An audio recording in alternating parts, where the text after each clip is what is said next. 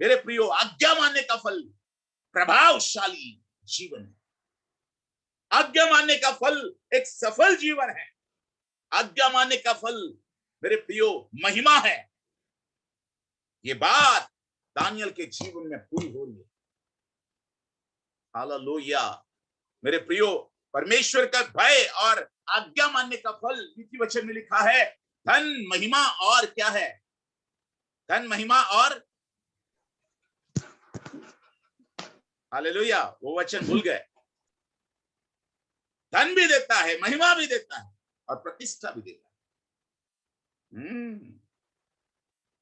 तो प्रतिष्ठा के पीछे मत भागिए, प्रभु के पीछे भागिए, सब कुछ आपके पीछे पड़ जाएगा। आज मुझे प्रूव करने की जरूरत नहीं लोगों के सामने कि मैं कौन हूं। प्रभु को प्रूव करने दो ना। मेरे अंदर जो गिफ्ट दिया है वो गिफ्ट प्रूव करे लोगों के सामने कि मैं कौन हूं।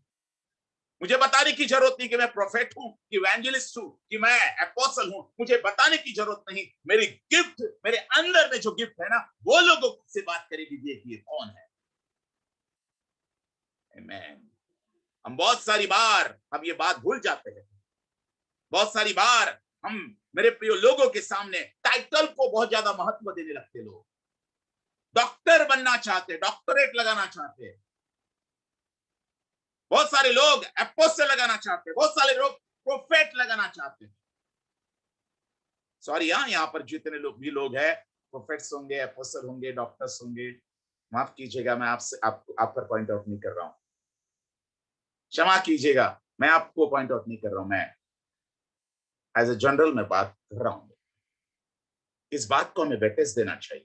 इस बात को मेरे प्रियो, दुनिया को कुछ भी बताने की जरूरत नहीं। नम्र हो जाइए बस। आप अपना काम कीजिए, प्रभु का काम कीजिए। प्रभु के टैलेंट्स, प्रभु के गिफ्ट्स यूज होने दीजिए, फुल पोटेंशियल से यूज होने दीजिए। लोग जानने लगे, लोग जानने लगेंगे आप कौन है। प्रूव करने की जरूरत नहीं आपको अपने आप को। प्रभु को प्रूव कीजिए, प्रभु आपको प्रूव करेगा लोग। आमीन। लेकिन हम बहुत सारा वेटेज हम अपने आप को प्रूव करने के लिए देते हैं। मैं प्रभु का दास हूं, मैं प्रोफेट हूं, मैं अपोस्टल हूं, और वहीं पे गलती होती है। प्रभु बोलता है तू कुछ भी नहीं रे, तू तो जीरो है, अंडा है, अंडा।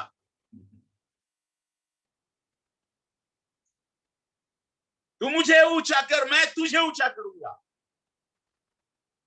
ये प्रिंसिपल है स्वर्ग राज्य का। हालेलुया। ये प्रिंसिपल है, और यही प्रिंसिपल के आधार पर दानियल की बढ़ती हो रही है। दानियल ऊंचा किया जा रहा है, दानियल को उठाया जा रहा है। और दानियल को मेरे प्रियो यहां पर बोला जा रहा है कि आज्ञा दी राजा ने कि उसको भेंट चढ़ाओ। 46 वचन, भेंट चढ़ाओ और उसके सामने सुगंध वस्तु जलाओ। 47 वचन में हम जाते हैं। मेरे प्रियो, मैं आपको बोलना चाहता हूं, आपकी भेंट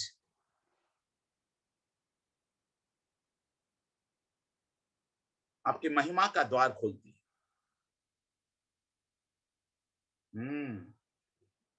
आपके अंदर में जो गिफ्ट है ना, उसको यूटिलाइज अगर आप करते हैं तो गिफ्ट आपको ऊंचा करती है।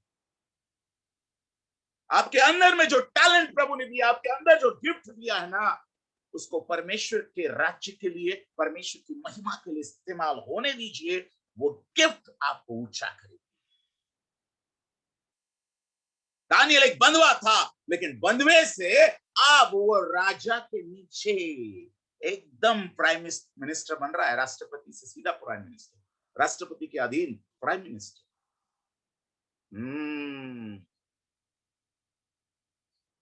आपके अंदर में जो गिफ्ट है ना प्रियो, जब आप फुल पोटेंशियल से उसका इस्तेमाल करते हैं ना, प्रभु आपको ऊंचा, प्रभु को ऊंचा होने दीजिए भाई। प्रभु को ऊंचा कीजिए, प्रभु आपको ऊंचा।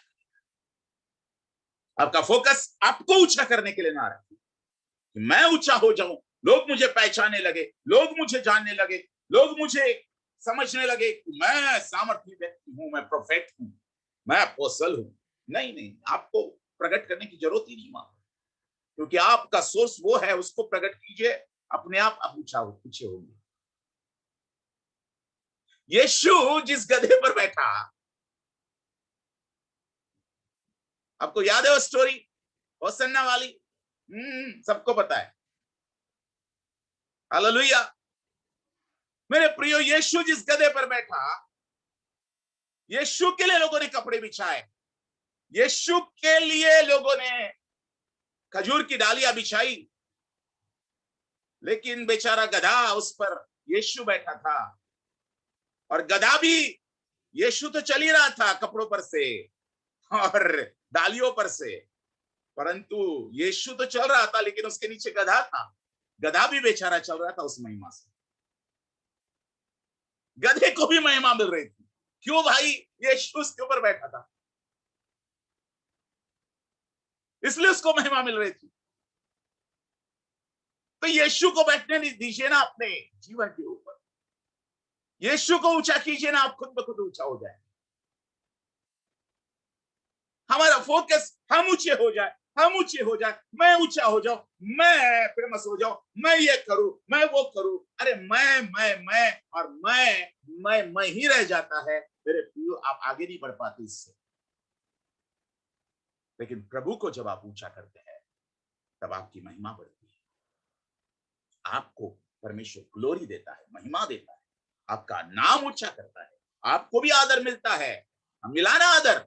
यीशु को आदर दिया लोगों ने, यीशु उसके ऊपर बैठा था, गधे के ऊपर, गधे को भी मिला ना आदर, वो भी तो चला उस पर से। ये सीक्रेट है महिमा पाने का, आदर पाने का। आदर के पीछे मत भागिए, प्रभु के पीछे भागिए। सब बातें आपके पीछे भागेगी, धन महिमा आदर सब कुछ आपके पीछे भागेगा। प्रभु के पीछे भागिए। मत कीजिए झूठी शान के लिए, झूठी महिमा के लिए मत कीजिए कुछ भी काम। जो कुछ भी कीजिए प्रभु की महिमा के लिए कीजिए। चाहे खाए, चाहे पिए, चाहे जो कुछ भी करे, सब कुछ प्रभु की महिमा के लिए कीजिए। जब प्रभु की महिमा के लिए करेंगे तो सब कुछ, आपकी महिमा भी आपको प्राप्त होगी। आमीन। बोलो आमीन सब लोग। हेलो हेलो हेलो हेलो, समझ में आ रहा है क्या? यहाँ पर इस चैप्टर में हम आगे नहीं बढ़ रहे हैं, प्रभु आगे ही नहीं बढ़ने दे रहा है, यहीं पे डुबा रहा है प्रभु। क्यों? तो सिखाना चाह रहा है। दानियल की किताब भविष्यवाणियों की किताब है। ये राजा आया, वो राजा आया, सारा फोटोग्राफ्स में लिखा हुआ है, सब कुछ पोस्टर बने हुए हैं, सारी स्टडी फिक्स है। यहाँ पर दानियल की किताब में सारी स्टडी फिक्स है। रेवलेशन की किताब की सारी फिक्स स्टडी है, परंतु उसमें बहुत सारी बातें हैं जो पवित्र आत्मा ही आपको समझा सकते हैं, जो पवित्र आत्मा ही आपसे बात कर सकते हैं। उन बातों को आपको सीखना है, उन बातों को आपको समझना है। इसलिए दानियल की किताब की स्टडी हम कर रहे हैं, क्योंकि आने वाले समय के लिए परमेश्वर आपको तैयार कर रहा है। क्योंकि सेम समय और सेम महिमा का समय और सेम प्रशिक्षण का समय आगे आने वाले दिनों में आने वाला है। जो कुछ भी शद्रक, मेशक और अबेदनगो और दानियल के साथ में हुआ ना, वो सब कुछ एक कलीसिया तेरे साथ होने जा रहा है। ये भविष्यात्मक शब्द है। हालेलुया। और वही महिमा तुझे भी प्राप्त होगी यदि तू शद्रक, मेशक और अबेदनगो और दानियल के समान करेगा तो। कंडीशंस अप्लाई, सब कुछ के लिए कंडीशन अप्लाई है, तभी सप्लाई है। कंडीशन अप्लाई है तभी सप्लाई है ऊपर से।